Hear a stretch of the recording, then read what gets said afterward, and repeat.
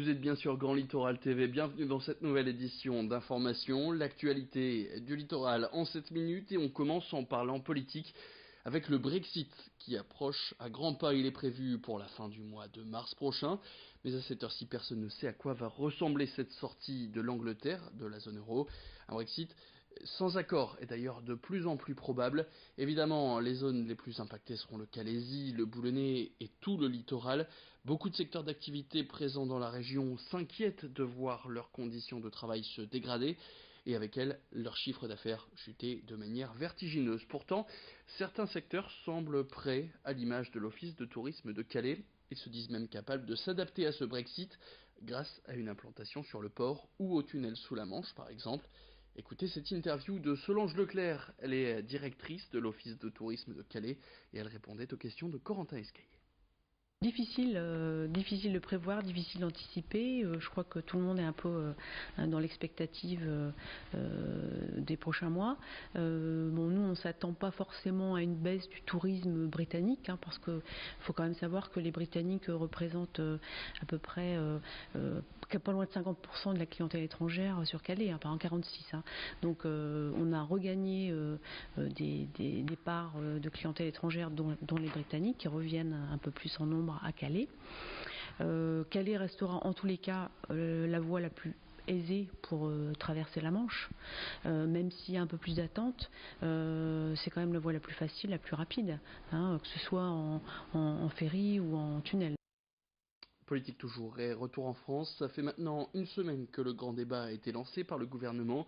Il est possible pour chaque citoyen d'organiser une assemblée de débat sur l'un des 4 thèmes définis par le gouvernement, à savoir la transition écologique, la fiscalité, la démocratie et l'organisation de l'État et des services publics. Nos caméras sont allées suivre le premier débat qui s'est inscrit sur la plateforme du gouvernement. Il s'est passé dans la région.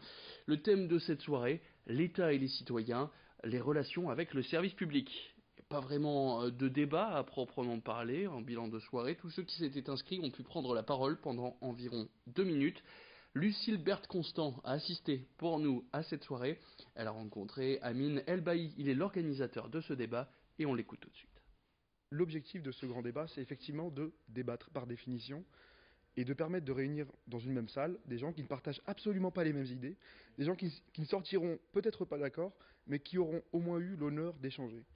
On a vu à l'issue de la mobilisation des Gilets jaunes, on a vu et on assiste aujourd'hui à un climat anxiogène, un climat généré par de la peur, une mobilisation des Gilets jaunes récupérée par les extrêmes de tous bords, et c'est justement dans le cadre du grand débat national que nous voulons mobiliser autour de nous pour échanger, et seulement échanger. Ce dialogue citoyen doit être d'initiative locale. Le grand débat national permet à des citoyens comme moi et parmi tant d'autres, d'organiser ce genre de débat et non plus de laisser cette gestion uniquement aux élus. Vous avez peut-être déjà vu sur les trottoirs ces petites douilles en argent qui fleurissent de plus en plus dans les espaces urbains. Ce sont des capsules de protoxyde d'azote, à la base prévues pour aller dans les siphons et faire de la chantilly.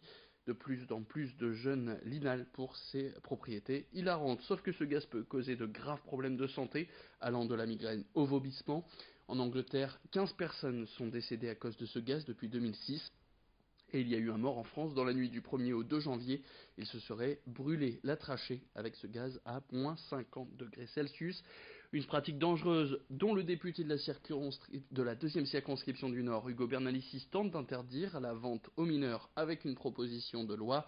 En effet, il est très facile de s'en procurer, en grande surface par exemple. Hugo Bernalicis, on l'écoute tout de suite. Il répondait à Lucille Berthe-Constant. Au départ, c'était essentiellement des étudiants. C'était le phénomène qu'on voyait il y a quelques années dans les rave parties, ou bien des jeunes adultes, ou même ce qui se voit à l'étranger. Mais là, aujourd'hui, ça gagne un public de plus en plus jeune. Il y a d'ailleurs des collèges qui ont fait des réunions de sensibilisation pour les parents et pour les élèves. C'est vous dire qu'on est sur une tranche d'âge 12-16 ans. Et là, ça commence à devenir vraiment problématique parce que les dégâts sur la santé sont beaucoup plus immédiats et beaucoup plus importants. On peut avoir l'impression que c'est à Lille que tout est arrivé. Or, en réalité, quand on regarde, comme je vous le disais, dans les années 90, on en trouvait déjà dans les rave parties. partie, mais c'était un peu passé de mode. Ça revient à la mode, ça revient à Lille, parce que c'est une grande ville étudiante, on est au carrefour de l'Europe, mais attention, c'est en train de se répandre à Strasbourg, on envoie des traces à Montpellier, on envoie des traces en région parisienne, en Picardie.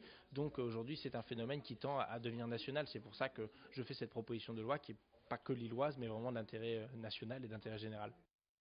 Et puis on parle maintenant d'un scandale écologique qui remonte doucement à la surface, direction Dunkerque, où des munitions de la Première et de la Seconde Guerre mondiale se trouvent toujours au fond de la Manche et de la mer du Nord. À l'issue de deux conflits mondiaux, la priorité était de reconstruire le littoral, mais aussi d'immerger en mer tous les déchets, notamment les explosifs, une solution privilégiée à l'époque car étant la moins coûteuse.